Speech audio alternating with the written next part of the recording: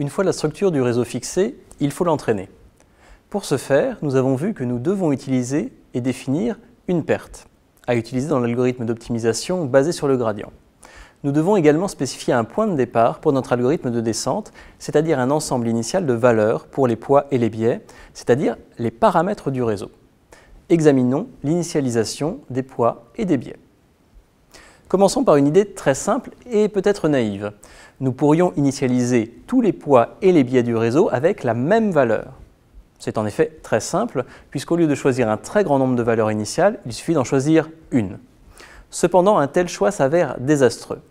Pour comprendre pourquoi, notons que chaque neurone du réseau aurait les mêmes poids et les mêmes biais. En particulier, chaque neurone d'une couche donnée effectuerait la même opération et produirait donc la même sortie. Le réseau pourrait donc être réduit à un réseau dans lequel chaque couche cachée ne contiendrait qu'un seul neurone. Ce n'était pas notre première intention, puisque nous voulons généralement plusieurs neurones à l'intérieur d'une couche afin de modéliser différentes relations entre les entrées de la couche précédente. Initialiser tous les poids et les biais avec la même valeur conduirait à un réseau avec une forte symétrie. Tous les neurones se comportent exactement de la même manière, ce qui peut également induire des problèmes dans la procédure d'optimisation. Notez que ce problème est encore plus grave si la valeur initiale que vous choisissez est 0, car si vous utilisez ReLU pour tous les neurones, cela implique que chaque neurone produira 0 et qu'il sera impossible de l'entraîner. En bref, il ne faut pas initialiser tous les poids et biais avec la même valeur. Pour les réseaux de neurones, une initialisation appropriée est une initialisation aléatoire. Comment initialiser les poids de manière aléatoire? Une première remarque, en général, nous n'avons pas d'idée préalable pour préférer des poids positifs ou négatifs pour des neurones spécifiques.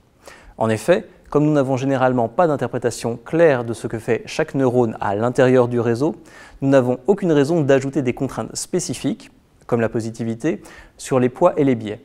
Il est donc logique d'initialiser les poids et les biais avec une distribution dont la moyenne est 0 et qui présente une symétrie autour de 0. Les deux choix classiques pour les distributions de poids initiales sont la distribution normale et la distribution uniforme. Outre la spécification de la moyenne, nous devons également spécifier la variance de ces deux distributions. Si la variance est trop faible, les poids peuvent être considérés comme presque constants et égaux à 0. Le raisonnement précédent montre que chaque couche cachée peut être réduite à un seul neurone, ce qui nuit considérablement aux performances du réseau. En outre, si ReLU est utilisé comme fonction d'activation, chaque neurone est susceptible de produire un résultat nul, ce qui rend le réseau impossible à entraîner. Au contraire, si la variance est trop importante, vous risquez d'augmenter considérablement le phénomène de saturation qui apparaît lorsque la combinaison linéaire de l'entrée est très importante, positive ou négative. Cela peut se produire si les entrées ne sont pas normalisées, mais aussi si les poids prennent des valeurs très importantes. Plus généralement, si vous constatez que les poids sont très grands à un moment donné de l'apprentissage, vous pouvez ajouter un terme de pénalisation pour éviter que les poids n'explosent et ainsi limiter le phénomène de saturation. En définitive, il faut trouver un compromis entre l'initialisation des poids avec de petites valeurs qui endommageraient le pouvoir d'approximation du réseau de neurones et le choix de grandes valeurs qui augmenteraient le phénomène de saturation, rendant la convergence de la procédure d'optimisation plus lente. Contrairement aux poids, les biais d'un réseau sont choisis de manière déterministe. Ils sont souvent fixés à 0. On peut aussi les initialiser avec une valeur positive si l'on utilise la fonction d'activation ReLU pour inciter les neurones à s'activer. Maintenant que nous avons dit que l'initialisation des poids ne doit être ni trop grande ni trop petite, nous pouvons préciser cette affirmation. Présentons ici l'une des deux initialisations les plus célèbres. L'idée principale de cette première méthode d'initialisation est que la variance de la sortie d'un neurone d'une couche donnée doit être du même ordre de grandeur que la variance de la sortie de n'importe quel neurone de la couche précédente. En effet, vous savez que le phénomène de saturation apparaît pour de grandes valeurs des combinaisons linéaires utilisées comme entrée d'un neurone. Pour limiter la saturation, on préférera que la variance de toute combinaison linéaire soit du même ordre de grandeur dans tout le réseau.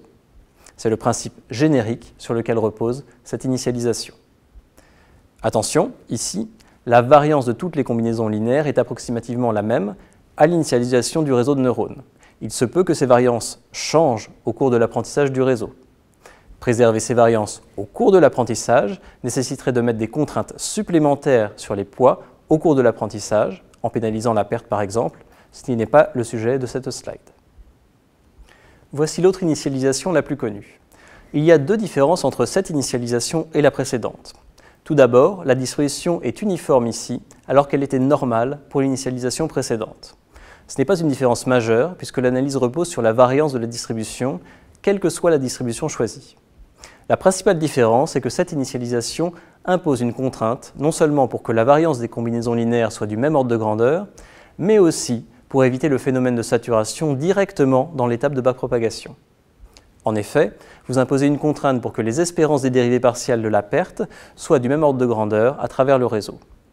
En général, cela signifie que l'espérance du gradient est forcée de rester constante dans le réseau.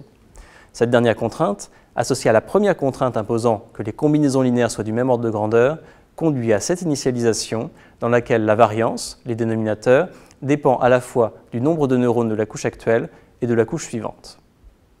Vous pouvez consulter cet article si vous souhaitez en savoir plus sur les initialisations et leur impact sur les performances d'apprentissage et de prédiction des réseaux de neurones.